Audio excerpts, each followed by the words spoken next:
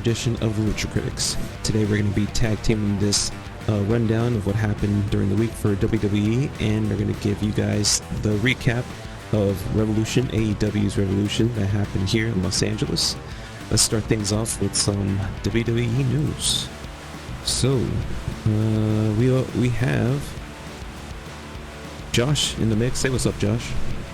What's up, everybody? And let's go ahead and talk about SmackDown. We'll start with SmackDown. Tell me what you thought about the heel turn here with Randy Orton. Oh, I love it. It's bringing back 2009 Randy Orton. Like, this time he's listening to his voices. Did you see the interview that they did with them, like in the backstage? No, I just saw like the whole, like when everything happened. And my favorite thing is at the end when he comes with the chair and just smacks him. I was like, yeah. That was evil Randy. Same dude that punted Stephanie McMahon's head. Yep, and John Cena's dad. And John Cena's dad, that's right. I am intrigued now because I wasn't really feeling this main event, but after this beatdown, I'm like, okay, we can get some vintage shit. I like it. And it's crazy that Cody Rhodes just keeps getting like beat the fuck down. Yeah. The Rock, then Drew McIntyre, and now Randy Orton. Now Randy, fucking crazy. Oh, and Kevin Owens. And KO before he got injured. That's right. Let me see what else happened here. It was Drew McIntyre. Drew McIntyre. Oh, that's right. It was Trick Williams versus Jacob Fatu. Yeah, and he came back at the end. Damn. I totally forgot about this. Fucking Drew McIntyre ended up costing Jacob Fatu this round. I have a feeling that most likely it is going to be like I would have minded 3 stages of hell, but they already did that already. But something like big, like a cage match between these guys. I wouldn't mind that, but I'm pretty sure they're gonna do another Sin City street fight like they did last year with Drew and what's his name? Ian Priest. That's a good point. I could see that happening. Fucking, I wouldn't mind it. It's still a hardcore match, right, between these two guys? Yeah, it'll be better than last year, so because they both go at it. So true. Let's keep moving up here and see what happened here. Tiffany Stratton defeated Kiana James. This is for to face Julia for the U.S. title. I like this. And Mania, right? This is for Mania? That's what they're saying. That's what reports saying that they're going to face each other. Okay. I like this matchup, and I like the title on... most likely that does go down. I wouldn't mind it on Tiffany Stratton here. She makes more sense, and she has this big following, so why not give it to her? Elevate that shit. Fucking Drilly Roll punched The Miz on Miz TV, apparently. I think he was Miz talking... is cursed. Oh, that's right, fucking Danhausen. Yeah, he keeps cursing people, and I like it. It's preludes to shit. I like it. Damian Priest and R-Truth are the new number 1 contenders for the tag team titles in SmackDown. I like this oddball pairing. This is finally the Judgment Day that fucking R-Truth wanted. R-Truth wanted. Yeah. What do you think about this matchup? I just see the match. I saw that they won, but it's pretty funny because how everything was set up. But Damian Priest is just rolling with it, like, screw it, tag team good belts, go with me. Hell yeah. No, I like that they're just rolling with it, and it's an oddball pairing. This guy, that's all you really can do. For whatever reason, they don't want to do the crazy things that they're promising with Ron Killings. That went away quickly. That would have been dope, honestly. I did like how they both did the finishers. Like R-Truth did the AA and Damian Priest did the South of Heaven, and then the one I was like, that's cool. No, I wouldn't mind it. It gives something to do too, keeps them relevant. We have the WWE Women's Tag Team Championship Irresistible Forces match versus Charlotte Flair and Alexa. And they ended up getting DQ'd because fucking the Bello twins are back at it. Yeah. And they're going for the tag titles. I wouldn't mind it. Another one. I wouldn't mind them having the titles. What do you think about that one? I don't mind it. Like, I know they're trying to plan a multi-women tag team match, so Okay, it's like a fatal 4-way. Let's see. We had a face-to-face with Rhea Ripley and Jade Cargill before Mania. I like that they're pushing this narrative, or at least they're trying to make some type of thing happen between these two. Yeah, they're gonna have an awesome match, but like half of it is how they got to this point. Yeah. So, yeah. What do you think about this matchup? Hopefully, it's gonna be good. So it's a good build-up. The whole thing with the Twitter beef going on and everything, you know. And it mostly like Chelsea Green, Nia Jax, Pipe Livin, they all have Rhea's back, so you know. That's wild shit, because they're breaking kayfabe, but at the same time, I wonder if they're like mixing things around, you know? Yeah. That'd be interesting. Jade Cargill defeated Michin in I can only assume is a regular matchup. Sucks that Michin keeps getting jobbed out, but I guess there has to be jobbers in each division, right? Yeah, she gets jobbed out and she goes back to catering. I'm sorry, but she's getting paid to be in catering, so she's making that WWE money, but hopefully like they do something with her other than have her lose all the time. I wouldn't mind seeing her in AAA. She'll do good in AAA. I'd love to see her in AAA. I'd love to see her in NXT, go back down there and like actually beat some people up. Yeah, just another destruction for Jade Cargill here. Wyatt family are still going at it with the MFTs. They or like my friend likes to say, the Timu bloodline. It is Timu bloodline. Oh man, I like the crazy face paint that they put on. It's like reminiscent of New Japan when they were in Bullet Club. Yeah. So I'm like, what are their tag team called? It was a. The Brothers of Destiny. DOD. Yeah. Hell yeah. Really love that fucking group. Let's hope that the Bullet Club is still alive. Just, you know, a couple more years. Let's get some more shit. It's alive for now in AEW with Bullet Club Gold, so. Apparently, it might be still alive in New Japan too. There's like internet rumors, but we'll see. Hopefully, we'll see. They're doing like what DX did, take away for a little while and they come back. Yeah, I'd like that. Keep them fresh. Let's see. So yeah, the MFTs are tag team champions right now, I believe, and they're still kind of going back and forth with the Wyatts, and yeah, he keeps trying to get his brother's lantern. I like that they brought back the lantern. They're using the lantern. They're still kind of bringing in Bray Wyatt. I like it. What do you think about this storyline right here? Well, it's kind of old, but I hope they finish it at WrestleMania so they could do some other stuff. And the lantern kind of represents when Taker had the what's it called when he had the urn. Yeah. Good point there. I like that shit. Yeah, moving on. And that's basically it. Oh yeah, in the beginning, fucking Drew McIntyre ended up quitting WWE because Jacob Fatu came up to him. He wanted a match, and I guess it was Nick Aldis was like, yeah, we're gonna make the match, and he's like, you know what, I quit. And then he quit, and then he came back to fuck over Jacob Fatu. Man, I was wondering if he was going to take a long break after the title loss, because that's what they usually do. I think he is going to do it after Mania. But apparently, they already started filming Highlander, the reboot. He's supposed to be in it. They already started filming because I saw pictures of Batista and Henry Cavill already in their costumes. So fucking Batista, all right, it's going to be pretty dope. Let's go ahead and move on to Raw. Happened last Monday. We had let's go all the way down, start from the bottom, work ourselves up. A confrontation between CM Punk World Champion and Roman Reigns, where Roman Reigns tried to get under CM Punk's skin, and at the end there he really did succeed. He mentioned CM Punk tried to jab him with like part-time superstar, you're not a real wrestler and all this other shit. And he's like, why don't you ask her wife, since she's a big time player like me, or some shit like that. Yeah. But that's not what triggered him. What triggered him was calling him old. Oh, that's right.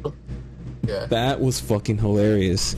Yeah, he got called old, and he fucking went with a right hook to the OTC, straight in the chin, fucking Roman Reigns. I like that the OG bloodline's kind of coming back together too. I like that backstage thing that they did together. Slowly but surely, we might have bloodline come back. That should be dope. Stephanie Valkyrie versus Raquel Rodriguez. Stephanie ended up winning that one. I think it was just like a regular matchup, right? Just to kick each other's butt. But yeah, the storyline between Liv Morgan and Stephanie McCare still is going on. Also, they kind of were throwing away Finn Balor's shit in the beginning too. Yeah. They were like, "Oh yeah, you're no longer in the club," so they were doing the montage of throwing his shit away. And she did a segment talking about, "Oh yeah, you're like we learned from you. You think you had this whole team the whole time?" Like, no, I infiltrated your group. It was me doing this. The only reason I respect you is because Daddy Dom was you're mentoring him. That's it. I was like, makes sense and everything. Yeah. But I felt like he planted her in there. There were signs of it when he was breaking up Rhea and I thought that's what the deal was too. Like that was her thing. But maybe along the line it flipped around a little bit with her. Yeah. Like the fucking Sith.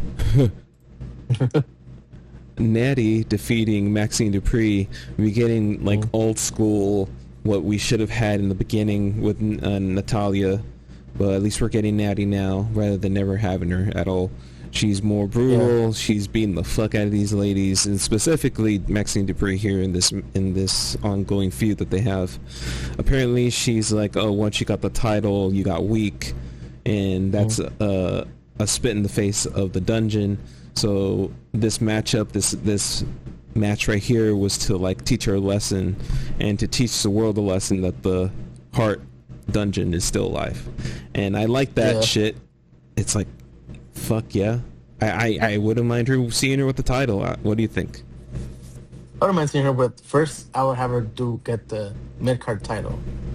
The US. when she does her retirement, and then when she does her retirement tour, hold the belt for a whole year and just destroy everybody. I like it. Do a better version of what John Cena should have done, type of thing. Yeah.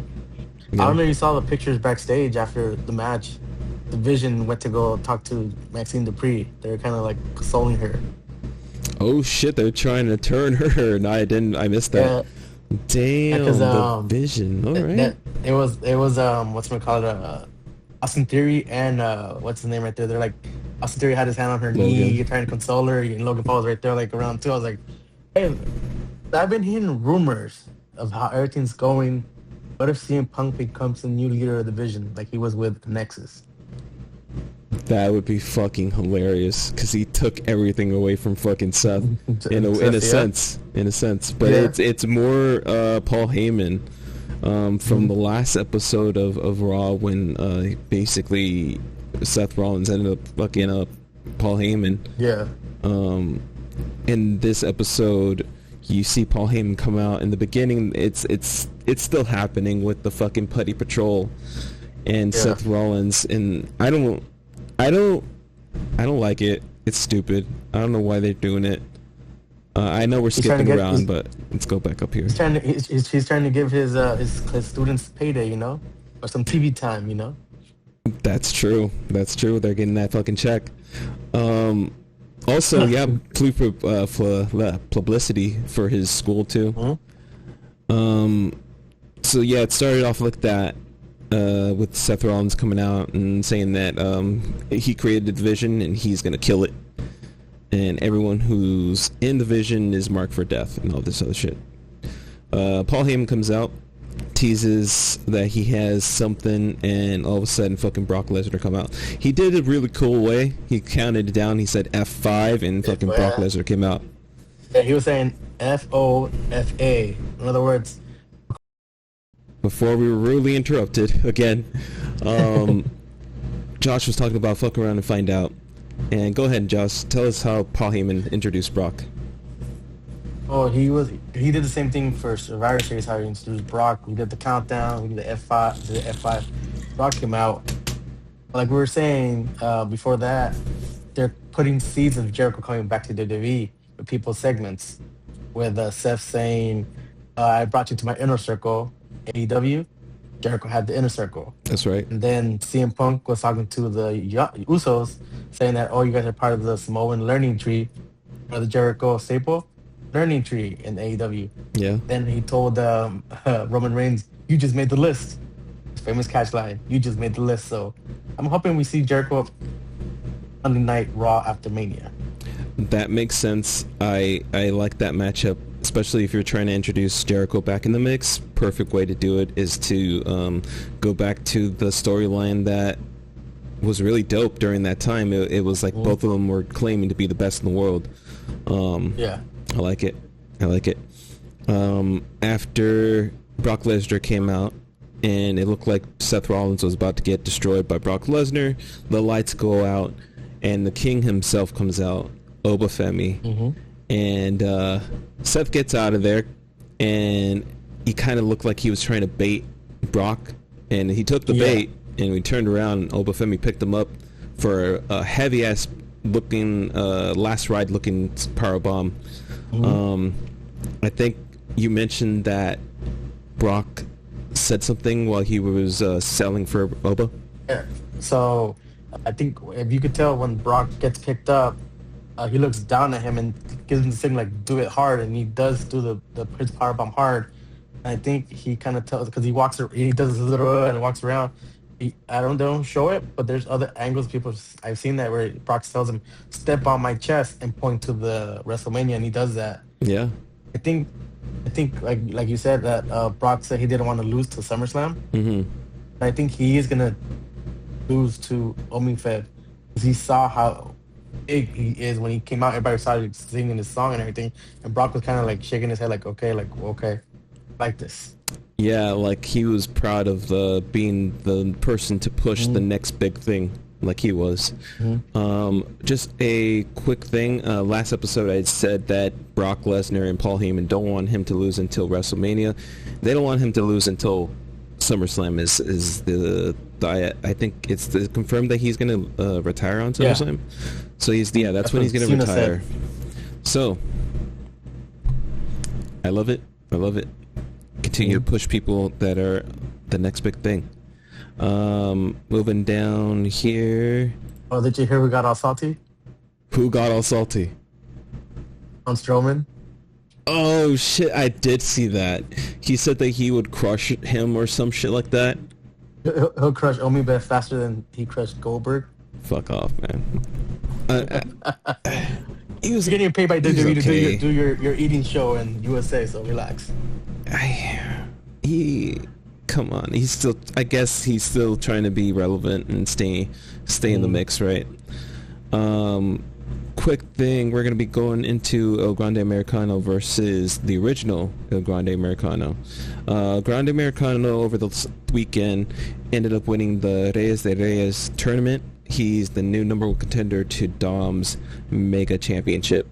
That matchup's going to be dope, and it's crazy that they're about to put I think they're about to put the title on El Grande.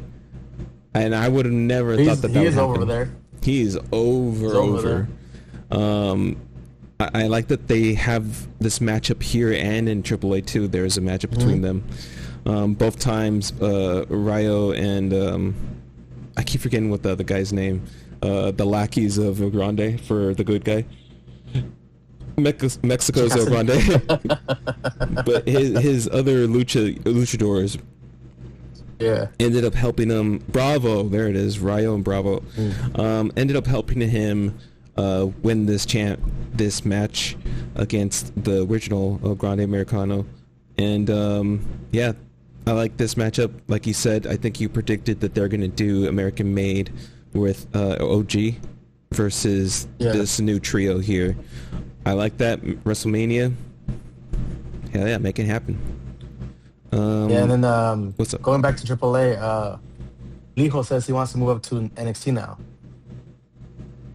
Do it. Fuck yeah.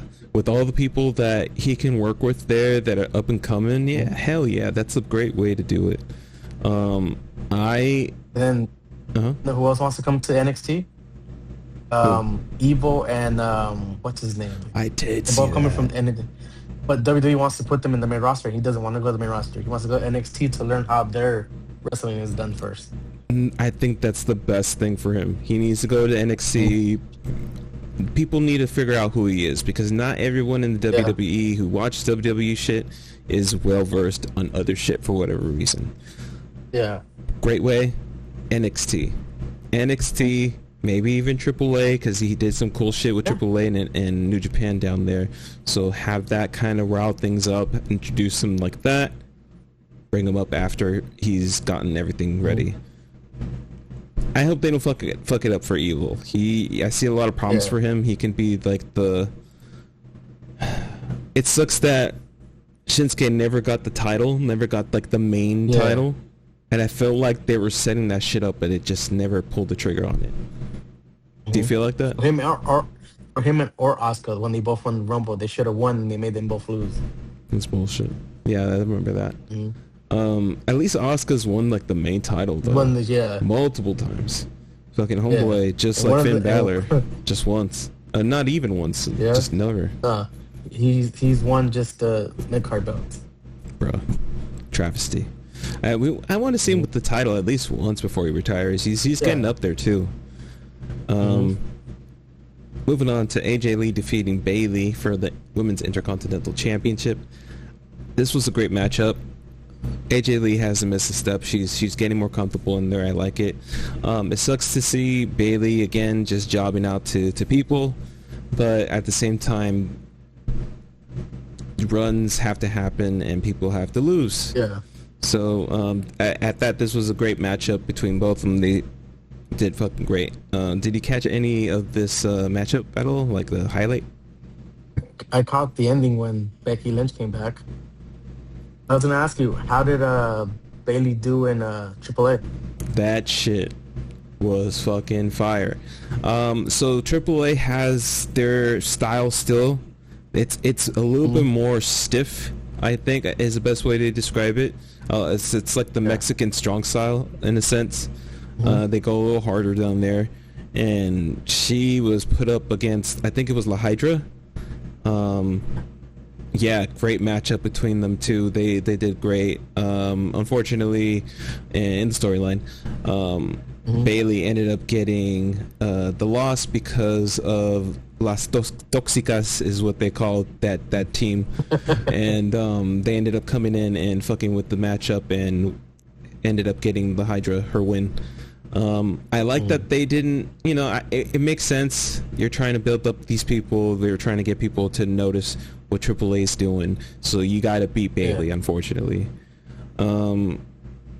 Yeah, hopefully this new year at the end, it will have a reign for Bayley, because she was champion for a long time.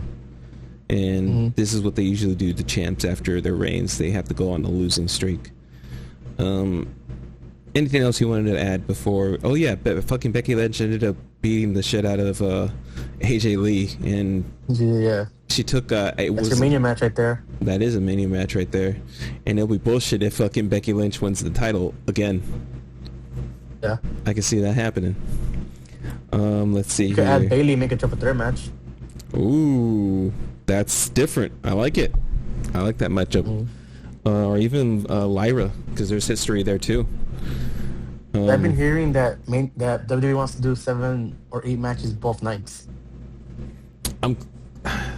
They barely do 4 matches for the PLEs. That's the thing. I hope they do change it. It makes sense. It's WrestleMania, man. Put more fucking matches in there. It makes sense to do it. Put all your title belts there. There you go. There you go. And add some AAA and NXT shit. You have Evolve. Fucking throw those in there too. Evolve back to Battle Royals at Mania before Mania starts. Fuck yeah. I like that idea. Man, we gotta get jobs in this. gotta teach these motherfuckers what the fuck. Did I show you I'm no Road Dog? Shout out to Road Dog. He ended up just quitting the Riders team. I'm not sure what exactly happened there, but shout out to him, man. Hopefully everything goes great for him. OG. Party Patrol. Penta defending his Intercontinental Championship against Dragon Lee. These guys put on a fucking great show. I love that Penta is defending his title every week.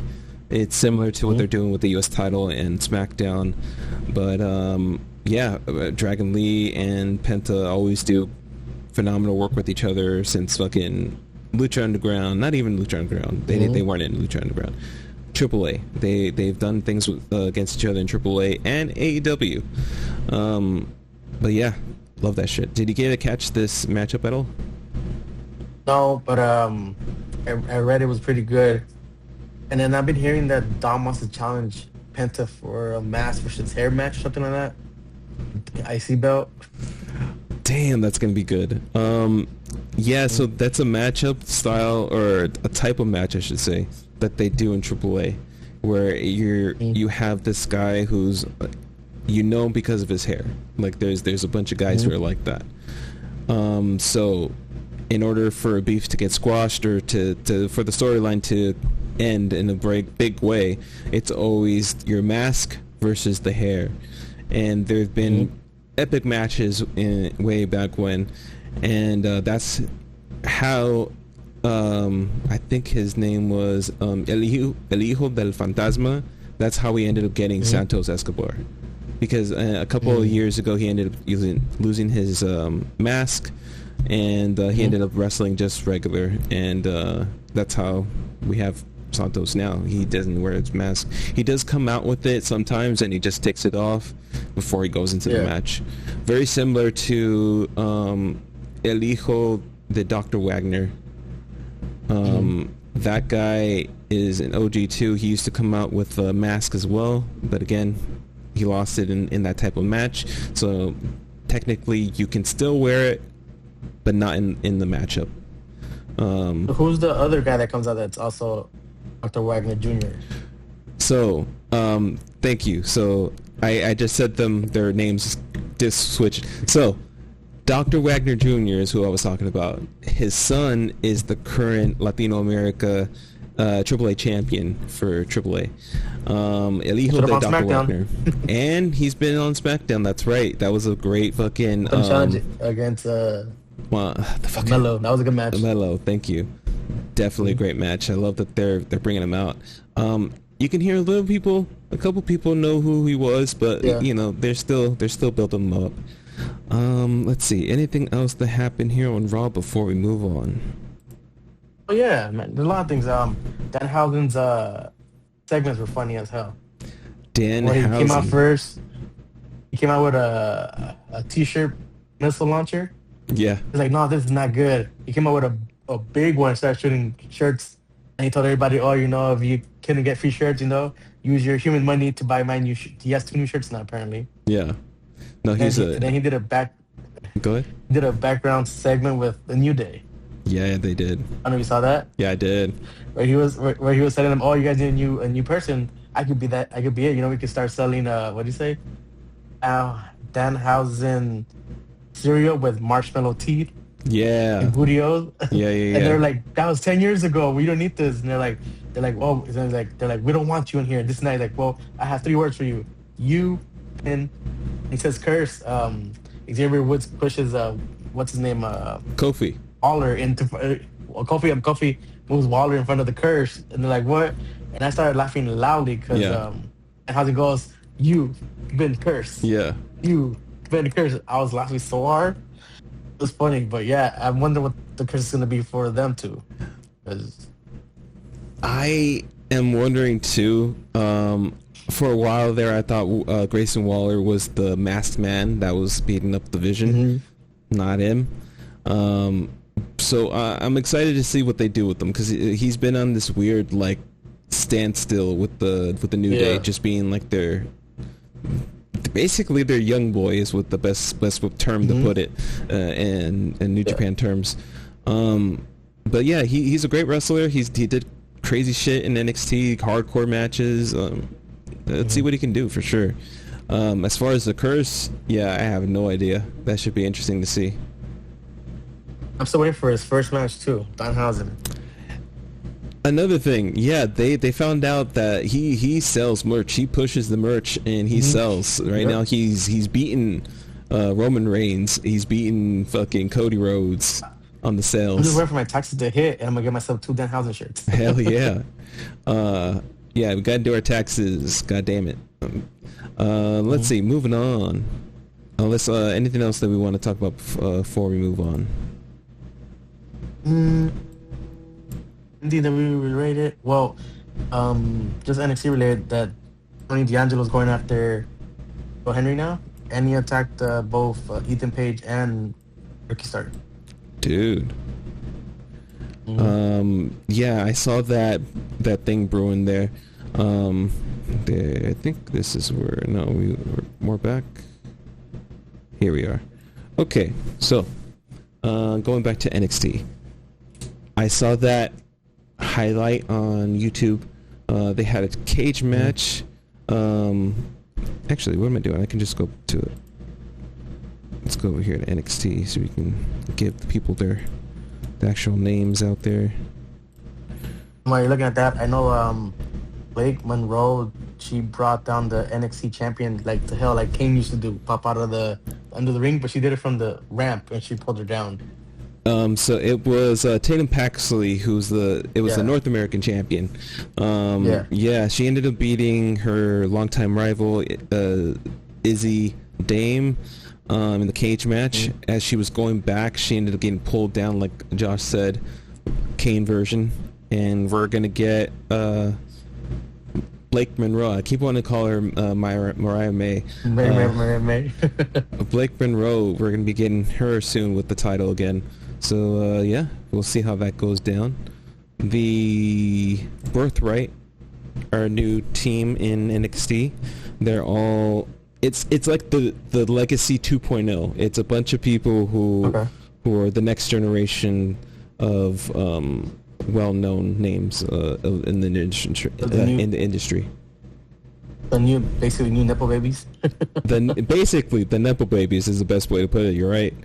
I like this team up too. It makes sense, and it's a good way to push all these guys to the next level. They're owning their names. What else? How else are you supposed to do it? This makes sense to me, and especially that they're bad guys. They're heels. That works for me. Like with the Legacy, I liked it, but they didn't have good heels. No. Randy had Cody Rhodes, but Cody Rhodes was a good heel, but I forgot who was it. That was a Samoan that was on their team. Yeah, that's right. Damn, that's right. I forgot about that. It was like Umaga's like brother or like another guy from the bloodline. And they kicked him out, and then there was Ted DiBiase Jr. Yeah. Man, crazy times. We have a new speed champion. Warren Sinclair ended up beating Fallon Henley. I saw both of them actually in AAA, AEW. That's where they kind of started to come out. I love to see this people continue to grow in the industry, and shout out to her, Sinclair, for winning the speed championship. The speed championship's still relevant. Who would have fucking thought, right? At least they're using it in NXT, not having its own little thing. Yeah. I know they've been using it like before, I guess, dark matches before Raw starts or SmackDown starts. They have matches like on main event, because I know they film main event sometimes before or SmackDown. So it's good it's being used. I like the 24/7 belt. It was just, find me, don't do this, that. So, which was a funny belt, but still. Yeah, it was a good filler. Honestly, it's a filler belt. It's I liked it. They should lean into what it should have been, the hardcore match, 24/7 hardcore match. That was basically what it was trying to be. But yeah, it was something. I think the last champion was Io Sky, right? I think so, yeah. Where she came back and joined the Damage Control. Yeah, fucking crazy. We saw the Americanos defeat Vanity Project. Vanity Project, for people who don't know, are the people from Evolve. They're a heel group, so it's basically a heel versus a heel group. I don't know what to even consider the Americanos anymore, because they're huge in Mexico. They're huge out here too, but they still act like heels. I love it. It's great. Did you get to catch any of this matchup? No, I was just reading I saw the whole thing with like Joe and them, and the Blake Monroe thing, and also it was Booker T Appreciation Night. Booker T Appreciation Night. Thank you for reminding me about that one. Right here. So, I don't know what the deal is with this guy here, but Keanu Carver crashed Booker T's Appreciation Night. I don't know if it's just the same guy who had beef with them in that reality show that they're doing. It's like the next Tough Enough thing. LFG, I think. LFG, yeah, LFG. Yeah. So they're continuing that beef in NXT. The guy who ended up winning, I'm sorry, is not no, that's not his name. His name is I hate that they didn't put it there. Cool. So because I thought this guy was Keanu. No, I'm sorry, I can't remember this guy's name, but he's the guy who ended up winning the actual first season of LFG. I think we're both trying to find it now. So the first winner was Jasper Troy. Thank you. That's his name, Jasper Troy. He's a face here in NXT. He ended up coming out here to save Booker T from this guy who was about to get in his face. So yeah, they're most likely building this rivalry up for the next pay-per-view, or PLE, I should say. Let's see. I think that's basically. Oh no, that's right. It started off with a women's championship matchup. It was a triple threat: JC Jane versus Sol Ruca and Saraya. I honestly thought that Saraya was going to win this one. I could also see them giving it to Sol Ruca to have her be a champion, but again, JC Jane somehow, some way ended up capturing the title yet again, or not capturing, but defending her title yet again. And it looked like for a minute there, looked like Sol Ruca was about to win it. But yeah, did you get to catch any of this matchup? Nope. I was gonna say, going back to LFG real fast. Yeah. We have new coaches. Oh, who are the new coaches? So Taker and his wife are gone, because Taker, I guess, is working on AAA, because he's the one that's been behind the scenes and everything. We're getting Kevin Owens and Natalya as new coaches. Damn. All right, this show sounded fucking good. So it's gonna be Coach Booker T, Coach Bubba Ray, Kevin Owens, and Natalya. I like it. I might actually fucking see this shit. Let's go ahead and switch on over to AEW's Revolution. I was lucky enough to get a ticket to go see it. They started things off. Saw your seats? Hell yeah, I had pretty good seats, and it was a cool experience, worth the money. And speaking about worth the money, I was able to afford this because they don't price gouge. They don't fucking. Yeah. You don't have to sell your soul in order to fucking get a ticket. It's definitely affordable, and for where I was, awesome. That's what I give Tony Khan. He may not be like WWE, but he is keeping Vince McMahon's promise of giving families the right to have affordable tickets. Especially under these times, man. I am definitely feel fortunate to be able to go to this shit. Let's go ahead and talk about the first matchup in the 0 hour. They're still pushing fucking the Costco guys. Let's go ahead and look at these guys. So they're at City Walk today, Universal Studios today. That is hilarious. Or they're just like out there hanging out. They're hanging out with their VIP stuff, and this guy was like, "Oh, I liked you in AEW." He's like, "Thank you." Can you give me a boom? And he did the boom, boom, boom. I was like, nice. And you know, people love him. Shout out to them. Yeah. I still don't. I hate them. I don't want to see him in AEW.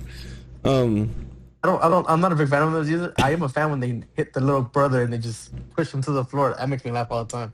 Now, that happened actually. Let's go ahead and look at first thing that happened there, and it was Wayne Brady getting into it. Wayne Brady was at the thing, I saw that. and he ended up getting pulled down by Shane Taylor here. Let's see, let's give you guys a little bit audio.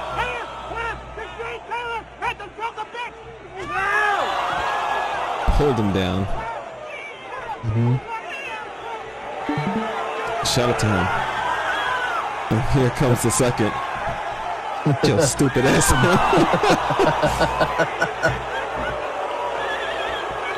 Hell yeah. That was a pretty decent spear, that's right.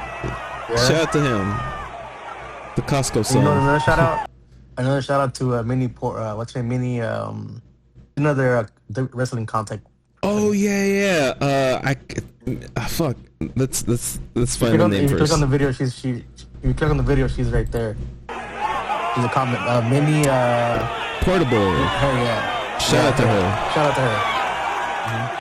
Yeah, I love her shit. If you guys don't know her, go follow her on Instagram. Love her shit.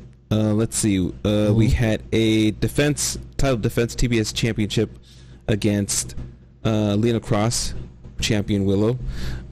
She ended up winning, but ended up messing up, or for the storyline, messing up her shoulder in the matchup, in the future up and coming matchup that night.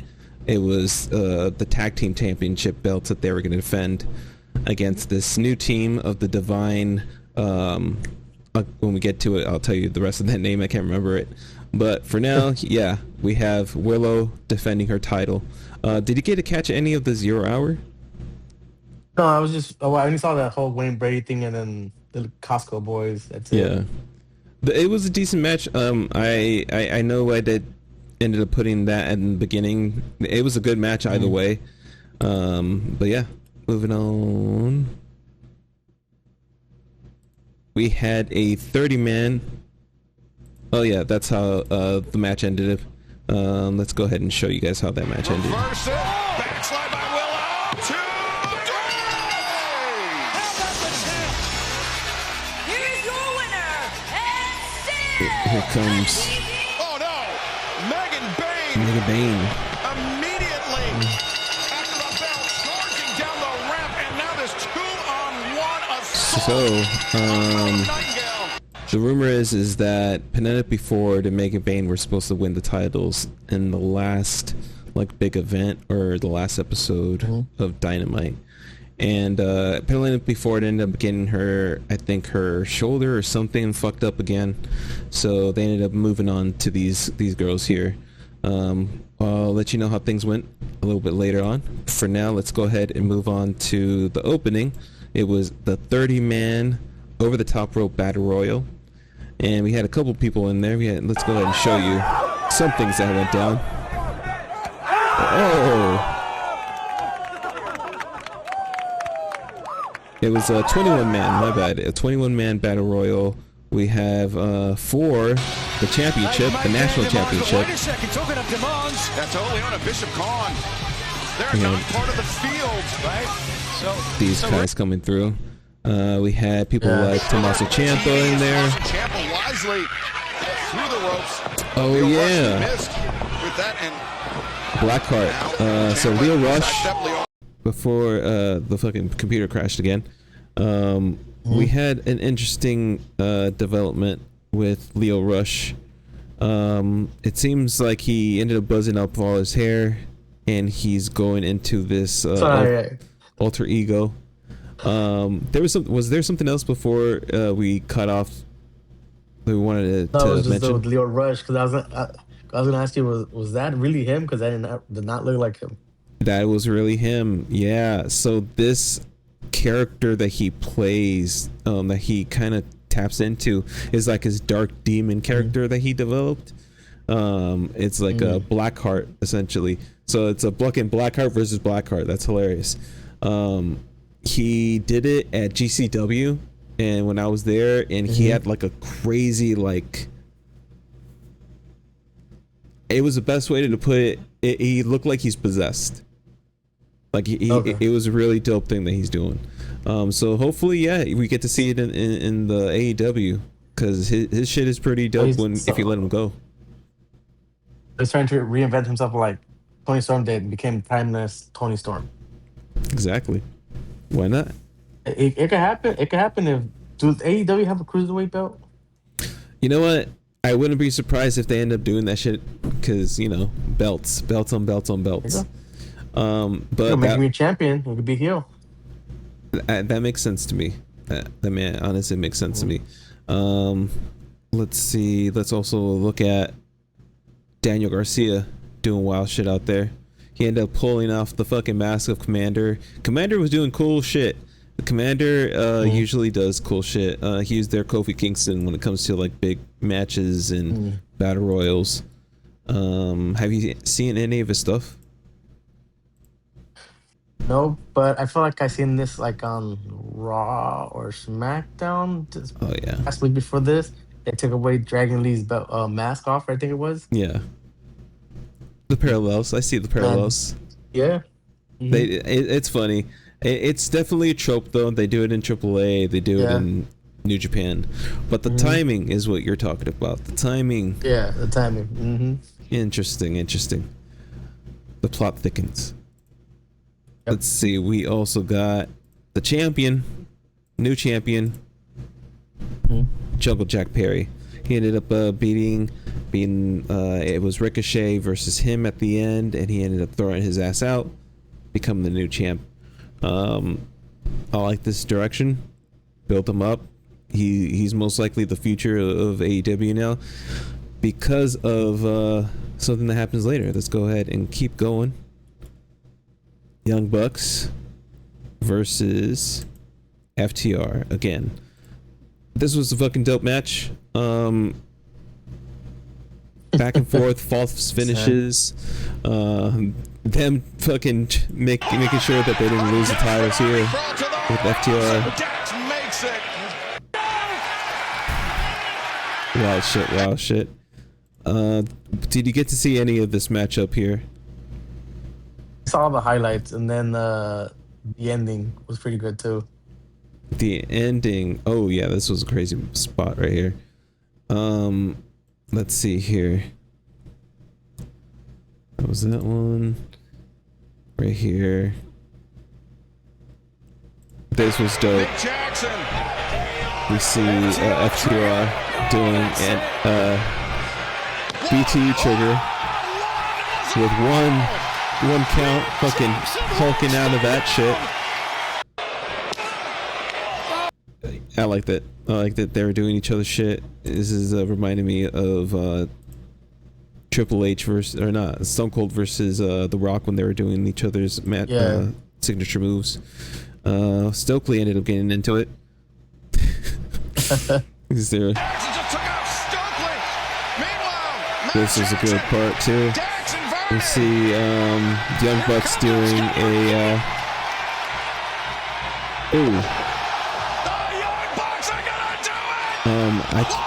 I keep forgetting that they call it the TK driver.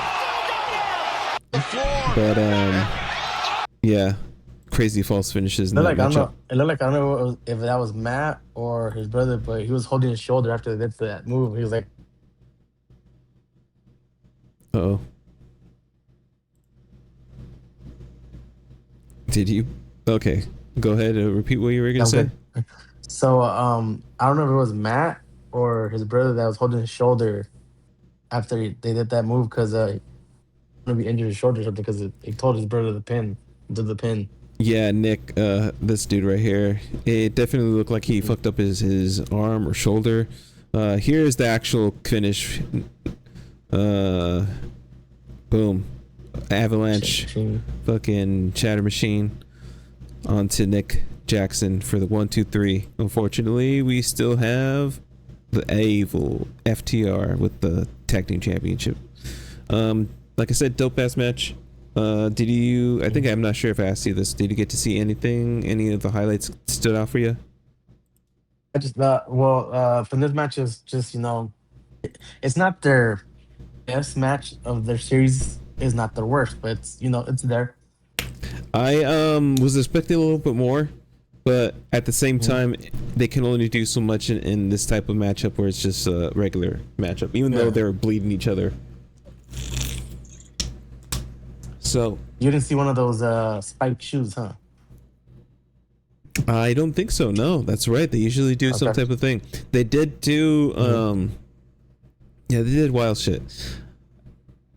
Something did happen at the end of the match though.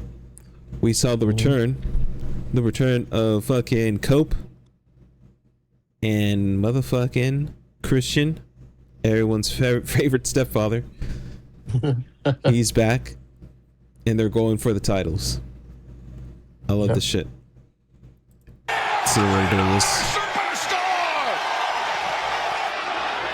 Stokely getting fucked up again.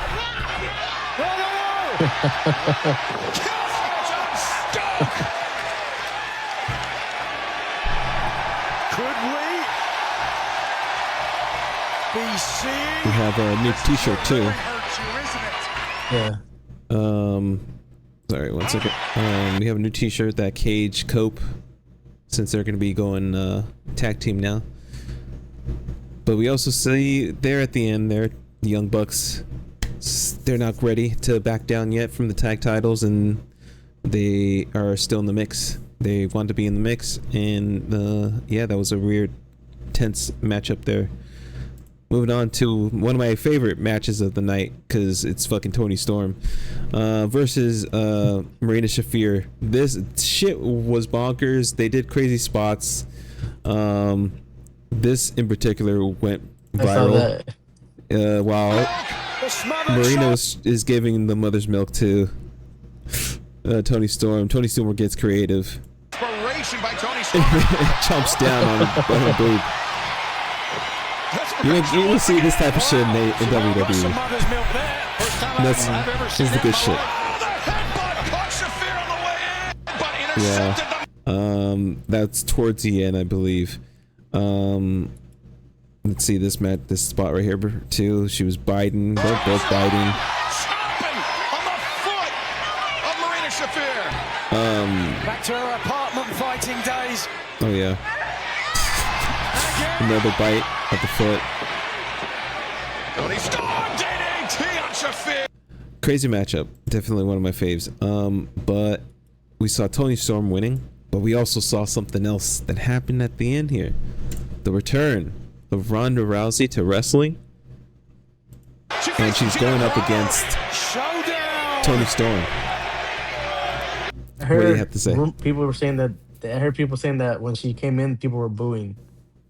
Oh, 100%. Oh yeah, thank you for saying that. So in my section, it got like quiet because people were like, "Who the fuck is that?" And it started to click for a lot of people, and then you hear the boos come through. I was like, "Oh shit, hell yeah, I like this," and I think I may have been like one of the few people who are like, "Yeah, cool," because people don't like Ronda. Well, yeah. And like her comments, I think one of them was like, she's here for the money, not for the fans. And that she was talking crap about wrestling that's, is not contact sport, this and that. Yeah. No, yes. There was that famous interview that she did. I think it was with Ariel Helwani, or there was some type of thing that she put out on some type of interview. But she's back. And let's see what she does. I do see the hypocrisy here, but she's also not necessarily with WWE anymore. So we'll see how things go down between AEW and Ronda on this side of the town. I don't think she's gonna be able to wrestle till after May anyway. So you think so? You think they're gonna let her do anything? No, because she has a fight coming up in May. Yeah, you see me right there, by the way. So she has a fight against Gina Carano. Let's go ahead and take a sidestep to UFC shit, because it's gonna happen. Yeah, not UFC shit, MMA shit. Yeah. What do you think about this matchup? Just take a quick side note here. It's not gonna be that long. They're both past their primes. They're old. I do like the undercard matches that they have. Fire matches. We get the return of Nate Diaz. And we have Francis Ngannou too fighting. And the return of Francis Ngannou. Damn. Yeah, and they're during the press conference, for people who didn't see this, they were being honest about things about the White House card, that it's lacking. Some other thing happened. UFC that they have enough money to pay their fighters to show up to that card. Damn. Yeah, I like that they're being vocal about it. They're airing some shit out. As far as the match, what was? I was gonna say, you know who they're lowballing, right? Who are they lowballing? John Jones. He wanted 30. They were going to give him 15. Damn, that's right. Yeah. John Jones, he wanted to get on the fucking White House card, and he's like, "So I'm released, right? So we might see some." Yeah, because they said that he's retired. He's like, when did I ever say I was retired? Damn. If I'm retired, release me from my contract. So. Damn. You know, there's other people, there's other organizations out there, and I'd love to see what it can do if he can soccer kick and stomp, because there's need to. I think it's one championship that does that. He do some crazy work out there, I'll tell you that. I could do bare knuckle boxing. Or bare knuckle. Damn. He fucking goddamn. That'd be crazy to see. As far as this matchup with Ronda and Gina Carano, Ronda's gonna win it if this is like a legit fight and not something just like a light sparring match. I hope this. You know, you never know these days, but yeah, it's gonna end in the first round. Gina Carano hasn't been active for like 10 years. Ronda's been more active than her, doing fucking wrestling, and she still tried to get back in it when she tried to go up against Amanda Nunes. Yeah, I don't see this going far. I see this going first round, Ronda armbar. And Ronda's last match was an MMA fight against Baszler in WWE. So that's it. Oh yeah, I forgot about that. That too. In Baszler's interview, she said that they're apparently doing like a sparring match in WWE. And I'm like, I don't know how much of real of that, but who knows? Maybe they were. Yeah. Let's go ahead and move on. Continental Championship, we saw Kenosuke Takeshita going up against Jon Moxley. This got pretty intense. There was no time limit this time around. There had to be a winner. And Moxley. We see Homage buddy. What happened? It's an homage to his buddy Seth Rollins. Oh yeah, homage to his buddy. This intense face to face. Absorbs the impact. It's like a show of strength there. Keep trying to clothesline each other. We see Takeshita get that first one. It's always someone's gonna bleed in a Jon Moxley fight, right? Yeah, well, especially him, but yeah. Yeah, this was a great match. Let's see, let's go ahead. We see Jon Moxley retain the championship. Let's see if anything crazy happened. Oh yeah, Avalanche Death Rider. That's gotta be it. Yeah, that's how it ended. Yeah, just roll over here. Oh really? I thought that's how it ended. That was a spot. Either way, it ended with Jon Moxley retaining his championship. What do you think? Oh, well, it sets up the return, you know. Sets up the return. There was an interesting thing that happened at the end here too. You see Jon Moxley extending the handshake to Takeshita. And right now, both teams' stables are feuding with each other. Well, It looked like he was gonna move on and not shake his hand, but has a little bit of a change of heart.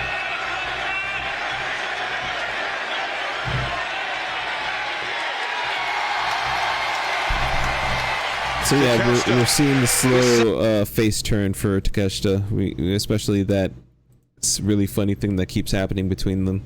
It's Takeshita and Okada. They're like throwing light jabs at each other. It's funny. We saw someone come back too. Will Ospreay came back. Interesting. What do you call it? X-ray type of thing that they're packaging with him, and he's going after Moxley straight up. Fuck! He really hit that. Into the ring, and now the Death Riders swarm. Will Ospreay. He has to get his legs back. What happened to him a year ago at Revolution also. Damn. That's right. But yeah, we got fucking Will Ospreay back again. It was dope. Everyone was fucking going bonkers for this guy. He's definitely a star player in AEW. See him do some wild shit. Oh, is he okay? He looked like he hit the edge of the of the ring right there. Let's see his. Let me turn this on. Ospreay trying to get his hands on Moxley, but Moxley escapes. Here we go. Oh yeah. Next was quick. We see Grand Slam Australia, the Women's World. It was the Women's Tag Team Championship. We have new champions. They are called the... Where are they? Divine Dominion. There you go. They ended up beating Willow and her teammate pretty easily. The challengers. I mean, it seemed like... It literally lasted like 5 minutes, maybe less. It was a squash match. But yeah, they look good with the titles. The challengers. I mean, it seemed like a foregone conclusion. Especially if you're trying to build the lineage of the tag team division, I think this is a good tag team to put it on. Especially this new girl, Lena Cross, putting her up literally in the fucking championship level. Hell yeah! Any thoughts on this new tag team? I know they do have good matches, you know. They do. Moving on to the next matchup, it was Swerve and Brody King. So I'll ask you, what does this remind you of? I'll give you a hint. It's horror. Is it Candyman? It's Candyman. It hit me after I got home and I was looking at the stuff I took. Swerve always doing some dope ass entrances and gear. Ended up doing an homage to Candyman, and he even had like the bees in his intro. Definitely dope. Brutal match. Of course, it was going to be a brutal match. Also, awesome to participate in the "Fuck Ice" chant. That was dope. Nice. Let's see a little bit of what happened there. Fuck. Oh damn. Yeah. That was pretty damn awesome, to be honest with you. We saw Brody King take. I'm pretty sure Brody said, "Hit me." Yeah. No, they go hard, man. Fucking AEW does go hard. A little bit of show of strength for Swerve. God damn. Crazy work. Let's see, a little bit more. Black hole slam onto the floor there. Pretty dope matchup. We see Swerve Strickland end up winning this, and yeah, brutal matchup. Did you get to see any of this match at all? The only thing I was able to see was that kick that you put on first. Oh, okay. And then I saw the ending. They had a lot of returns at this pay-per-view. Hell yeah. We saw the return of Kenny Omega when to save Brody King from being fucking crushed with the center block there. Again, people went crazy. I think we know what that is. And it's Kenny Omega. That's gonna be a good match. It was brutal. It was brutal. It was dope. Let's I'm go saying ahead. that's gonna be a good match. Kenny versus Swerve. Have you? They did it once. It's gonna be part 2. It's gonna be next episode. So next week. Okay. So that's gonna be pretty dope. We move on to the women's world championship. Tekla ended up winning the 2 out of 3 falls match against Chris Statlander. Let's see what Chris Statlander does now. This is a 2 in a row against Tekla. Of course, the Twisted Sisters came out and not Twist. Yeah, there came out and helped out Tekla because they're a part of that team, the Triangle of Madness. But yeah, crazy matchup. You saw whipping for whatever reason. He ended up taking the fucking belt off of the ref there. Now Statlander needs to be careful here too. Paul Turner. Damn. Statlander using this belt to lash the champion. Could result in disqualification for Statlander, but Statlander disqualification. Yeah, it got pretty crazy. A little bonkers. Oh, this was a cool spot too. This back and forth. That's how it is. And any reminiscences of Big Show and Mysterio. Yeah. People love Chris Statlander. She's awesome. The funny thing that was happening at the show, this lady, she was drunk and she kept calling, yelling, "Stat Daddy," all this other shit. The fans ended up giving her a nickname. And still, Tekla. I don't know how long they're gonna keep this title on her. I like it so far. It's been pretty brutal. She does entertain. But yeah, any thoughts on this person here?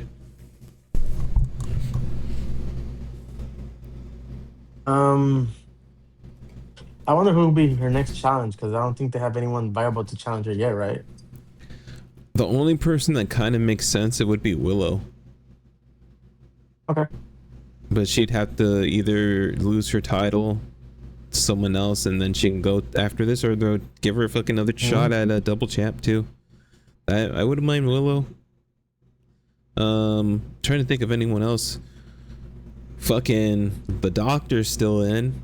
Apparently, she's still there. So hopefully, maybe this will be a good chance for the Dr. Britt Baker to come back. Hopefully, or give another chance to Thunder Rosa. Thunder Rosa, she was in the mix too in the storyline. Let's see. The next thing that happened here was the Trios Championship was on the line, and Jet Speed came out with this Chris. I'm sorry. 1 second. My eyes are fucked.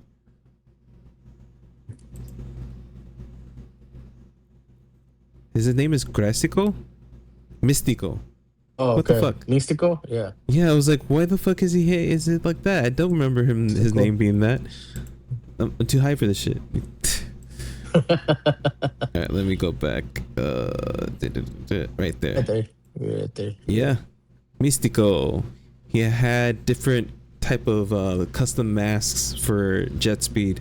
And they wrestled in the masks. That was pretty fucking cool. Crazy thing happens. What song did they come out to? Oh. His.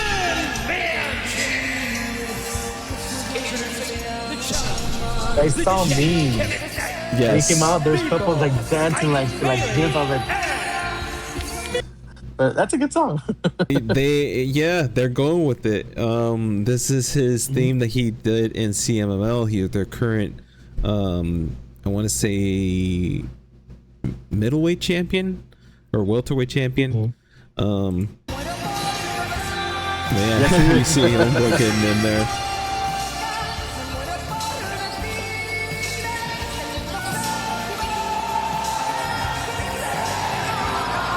It was so silly.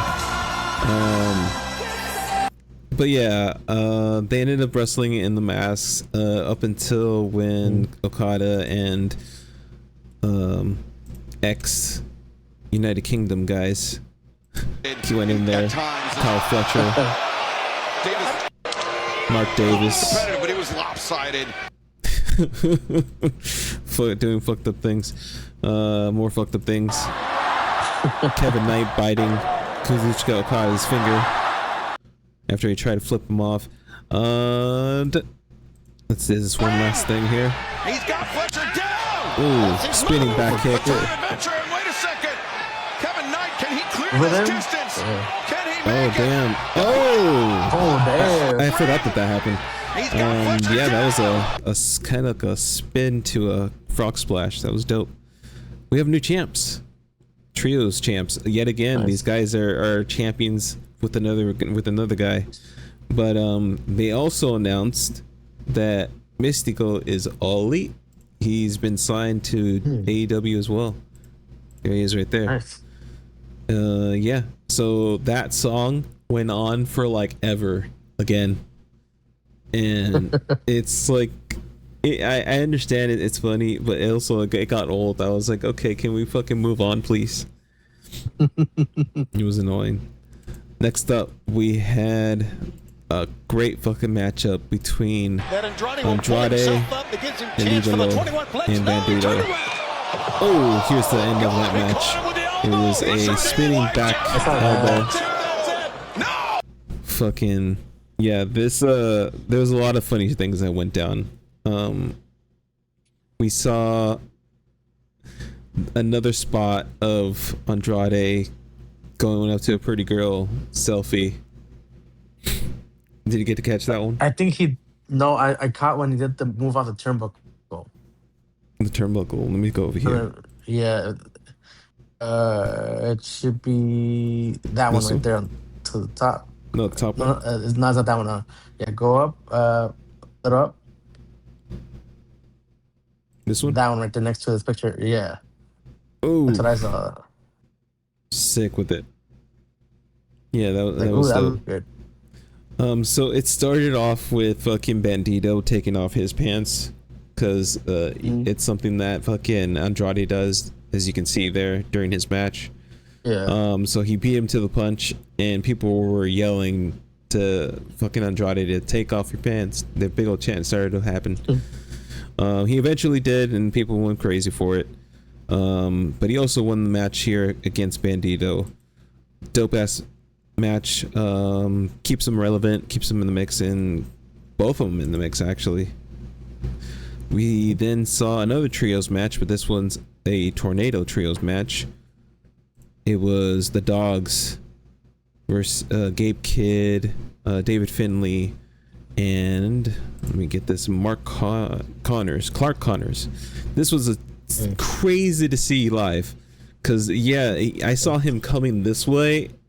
And I was wondering how this was gonna show, but yeah, fucking Darby Allin takes hard bumps. Damn. Just think the wrong team won. You think the wrong team won? I thought so too. I thought that You have this new heel team and you Yeah. make them lose. no, exactly. If you want them to be something big, fucking have them beat these guys. It makes sense to have them beat these guys. This was a funny spot. Let me turn on the audio for that one. Oh my goodness. But he has this. Yeah, brutal. This is another. I missed the spot. I'm pretty sure he pulled the skin right there a little bit in the back. Oh yeah, that shit. Oh shit. Brutal. But yeah, like we said, it was Roderick Strong, Orange Cassidy, and Darby Allin winning this matchup. Let's see what they end up doing. I'm not sure. I don't think this rivalry is done. Tonight Tonight they had something going on. I don't know if you want me to spoil it for you. No, go ahead. Go ahead. So Darby Allin put what's his name, Page, in the back of a car and crashed it. Yeah, Gabe Kidd. Fucking. Thanks for saying that one. Yeah, that was a wild spot. They ended up. He put him in the fucking trunk, right? And then he ended up flipping the car. They're doing wild shit. Yeah, it was Darby Allin that ended up doing that. Yeah. I think it's setting up to a unsanctioned conflict match, right? Oh, that'd be dope. Imagine That's what I'm hearing. It's a dark lights out match. Yeah, lights out, but it's a coffin match. Ooh. Yeah, it was tonight, and of course Darby Allin ended up winning that one, but it was another brutal matchup between these guys. Let's go ahead and talk about the main event for this podcast and this pay-per-view. It was the Texas Deathmatch, MJF versus Adam Hangman Page, where if he loses, Adam loses, he will no longer be able to go after the AEW belt for the rest of his AEW career. I have a theory about this a little bit later. But MJF, champion, it was his birthday. Brutal thing to happen on your birthday. We saw back and forth. He got stapled in the chest.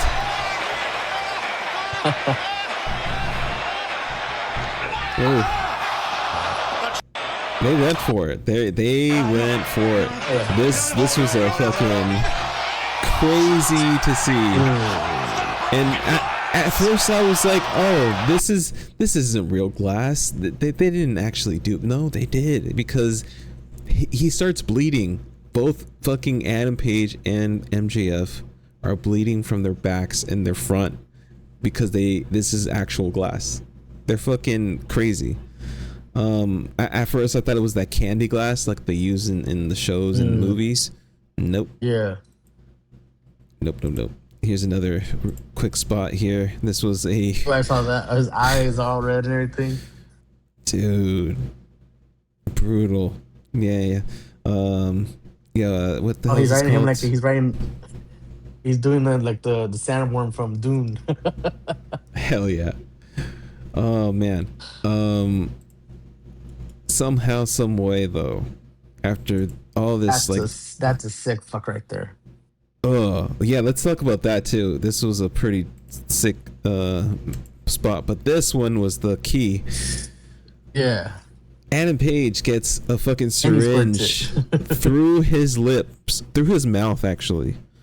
And yeah, you see MJF squirting the liquid out of the syringe. Crazy to see. Also like really risky, because if you fuck with a nerve in there, you can go paralyzed on your side of your face. Because I was like, what the fuck, you guys? That's going. There's got to be a limit. Yeah, this is wild. I mean, I still loved it, but it's still got to think about that too. Yeah, brutal matchup.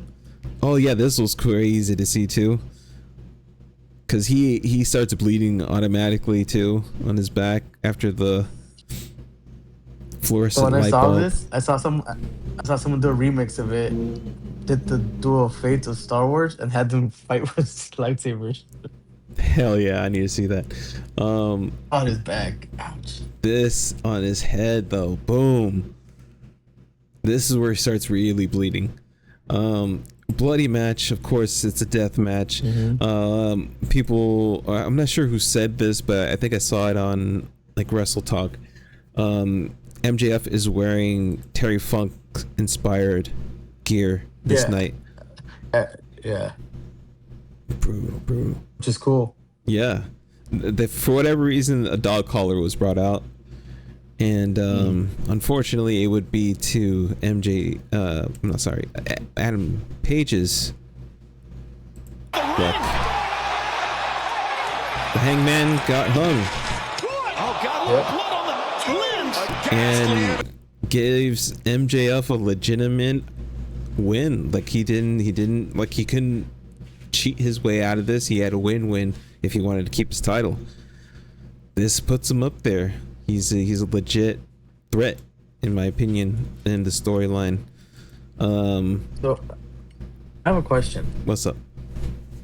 And this was a Texas Deathmatch. So if you're out cold for 10 seconds, is also like a last man standing? It's a last man standing with a submit, with like hardcore slash.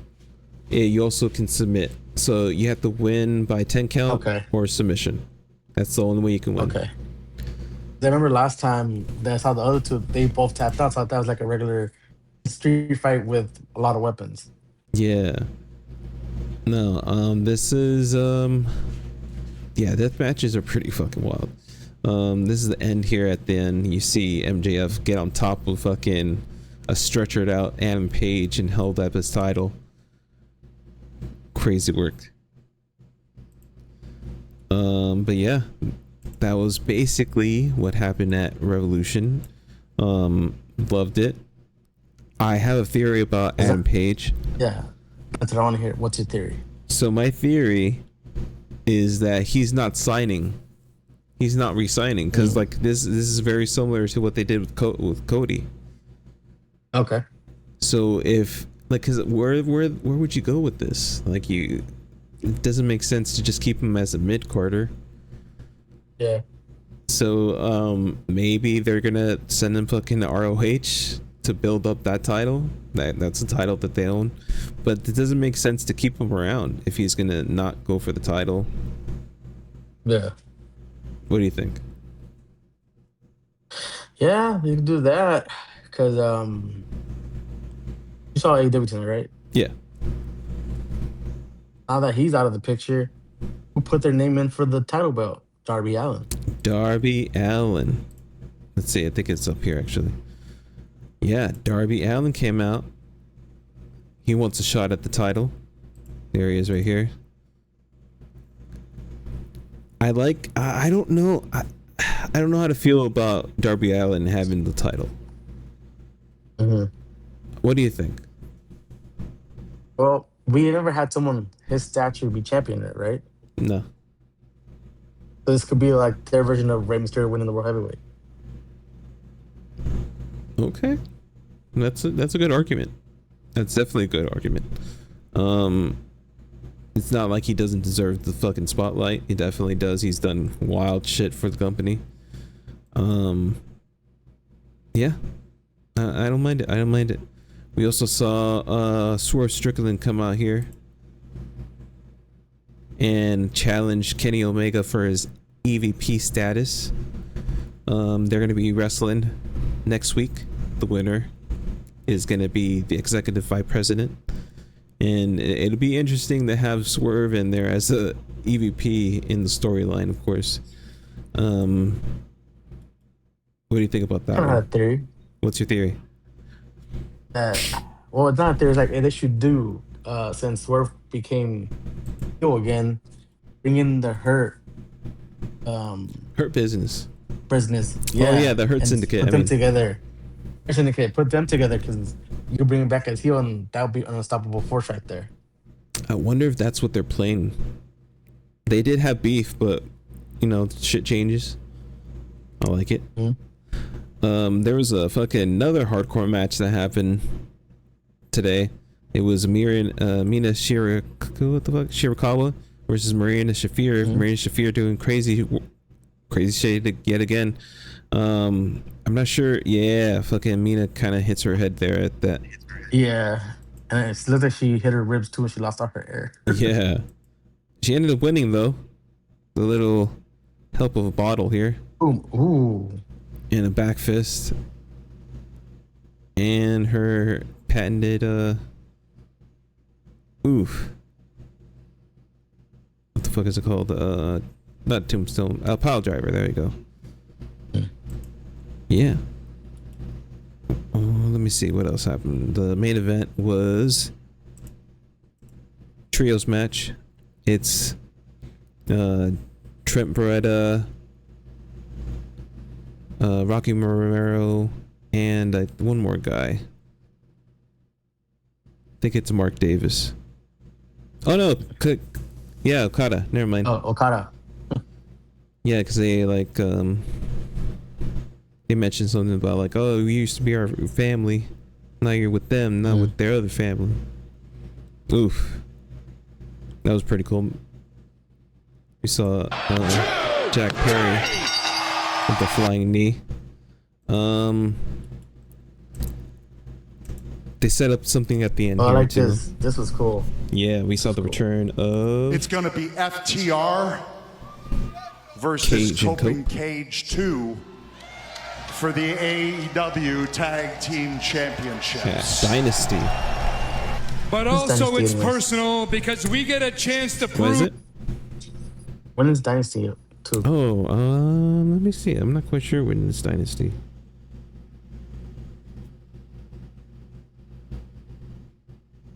I did like what Christian said. He says like, we're gonna show you who the April best 12th. tag team was in our November 12th. April 12th. Oh, okay. What were you saying? But I like how Christian was saying that they were gonna show them everybody why they were the best in their generation and why we're the best in your generation. Oh shit. Oh shit.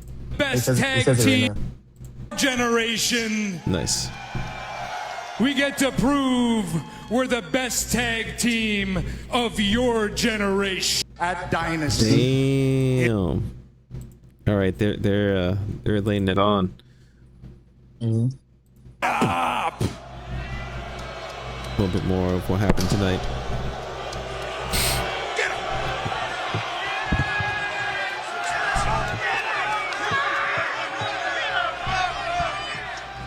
Let's see the FTR come out, get super kick, and a spear,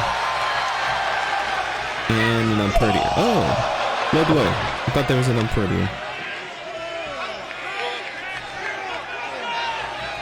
I could see a triple threat for the title in the near future because of this right Yeah, here. well, it looks like it. Yeah, looks like it right there. Yeah, make it a triple threat ladder match. Ooh. They did with like that's like they did with the trios, like with Omega and them and Penta them and who was their other teammate? It was the Lucha Brothers and someone else.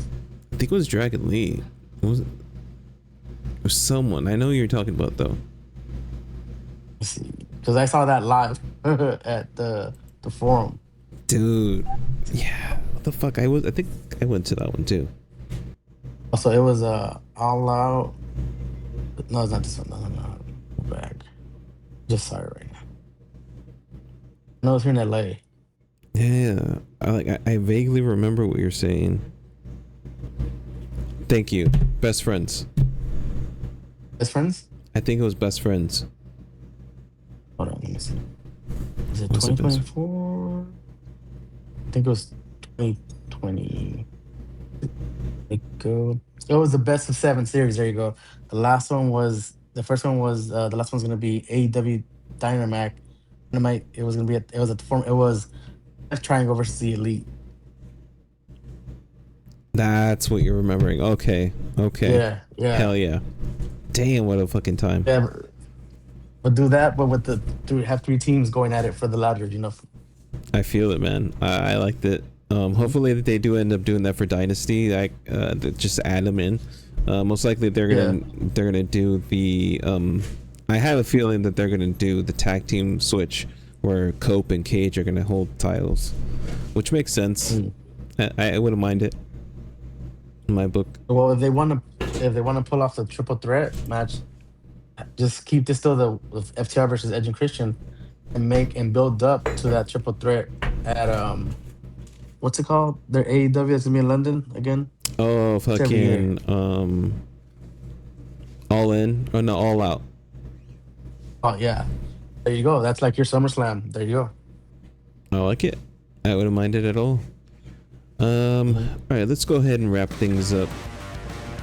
Thank you for being on the show, Josh. Go ahead and give some words and let the people know where they can find you. Where anybody can find me on Instagram at Sith_Josh_18. But if you guys want to let us know what you guys want us to talk about, or you have a theme that you guys want us to talk about, just hit us up. And you can hit us up on the Discord. Be sure to hit us up on there. Join the Discord, join in a little fun. You can also hit us up on our Instagram. You can find at Lucha Critics on Instagram. You can find me under NSI Rick almost everywhere. Be sure to follow the podcast under NSI Rick Presents. And yeah, see you guys next week. Bye-bye. Bye.